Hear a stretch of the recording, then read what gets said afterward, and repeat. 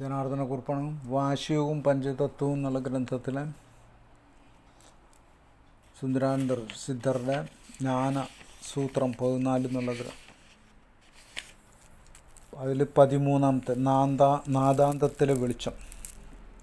തെളിഞ്ഞ മനസ്സ്, സ്ഥിരമായ മനസ്സ്, ബുദ്ധി, പരമമായ ജ്ഞാനം, വെള്ളി വെളിച്ചം എന്നിവയോടുകൂടിയിരിക്കുന്ന ഓങ്കാരപ്പൊരുളിൻ്റെ ഉള്ളിലുള്ള ഒളിയും ജ്യോതിയും കൂടി ഊകാരമാകുന്നു.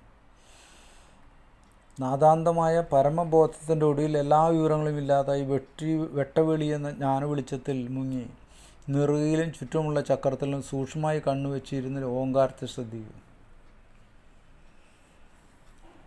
തെളിഞ്ഞ മനസ്സ്, സ്ഥിരമായ ബുദ്ധി, മനസ്സ്, സ്ഥിരമായ മനസ്സ്, തെളിഞ്ഞ മനസ്സ്, സ്ഥിരമായ ബുദ്ധി, പരമമായ ജ്ഞാനം, വെള്ളി വെളിച്ചം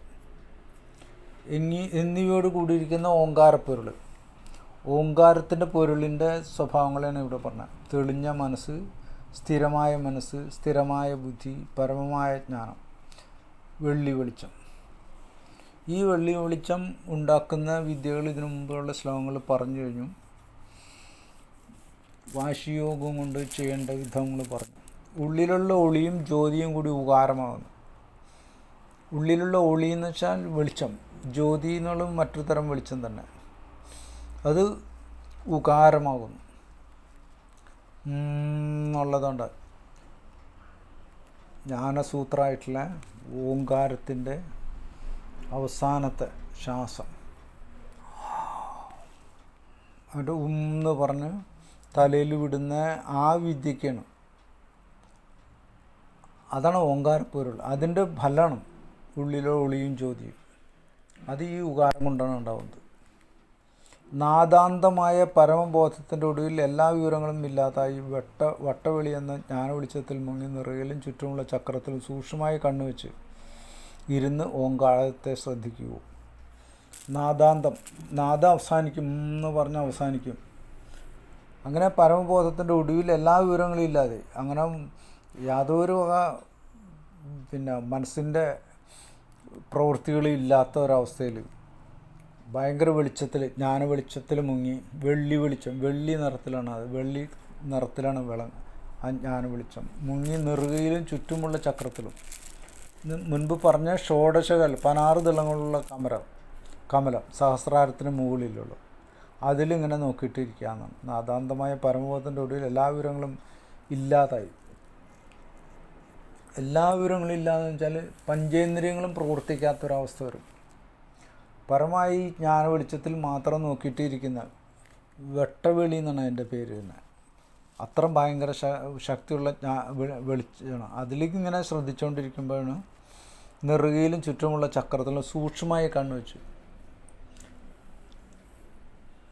ഈ 16 ദളങ്ങളുള്ള ഷോഡശ കലകൾ എന്ന് പറഞ്ഞ് അതിലിങ്ങനെ നോക്കിയിട്ട് ഇരിക്കുക. ബാക്കി സർവ്വ പഞ്ചേന്ദ്രിയങ്ങളും അവിടെ നിശ്ചലമായി പോകും. കണ്ണുവെച്ചിരുന്ന് ഓങ്കാരത്തെ ശ്രദ്ധിക്കൂ. ഓം എന്നുള്ള ശബ്ദത്തെ ശ്രദ്ധിച്ചുകൊണ്ട് ഇങ്ങനെ ഇരിക്കാം.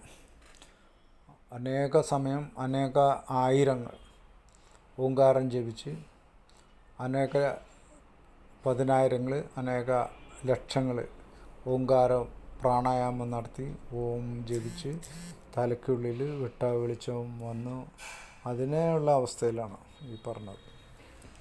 അങ്ങനെയാണെങ്കിൽ ഓങ്കാരത്തെ ശ്രദ്ധിച്ച് അങ്ങനെ ഇരിക്കൂ. അപ്പോൾ ജ്ഞാനവെളിച്ചത്തിൽ മുങ്ങി ജ്ഞാനങ്ങളിങ്ങനെ വന്നുകൊണ്ടിരിക്കും. ജ്ഞാനവെളിച്ചത്തിൽ മുങ്ങി നെറുകയിലും ചുറ്റുമുള്ള, അപ്പോൾ ജ്ഞാനം ഇങ്ങനെ വന്നുകൊണ്ടിരിക്കും. ഓരോരോ കാര്യങ്ങളെപ്പറ്റിയും വ്യക്തമായ ധാരണകൾ അല്ലെങ്കിൽ അറിവുകൾ, ചിന്തിച്ചുകൊണ്ടിരിക്കുന്ന കാര്യത്തെപ്പറ്റിയും ചിന്തിക്കാത്ത കാര്യത്തെപ്പറ്റിയും ഉള്ള അറിവ് വരുന്നതിനാണ് ജ്ഞാനം എന്ന് പറഞ്ഞത്. ജ്ഞാനത്തിൻ്റെ വെളിച്ചത്തിൻ്റെ വലിയൊരു കൂമ്പാരത്തിൽ മുങ്ങണം, അല്ലെങ്കിൽ വലിയ അഗാധമായിട്ടുള്ള ഒരു ജലം പോലുള്ള അഗാധമായിട്ടുള്ള ജ്ഞാന വെളിച്ചത്തിൽ മുങ്ങുകയാണ് ചെയ്യുന്നത്. നമഃ ശിവായ.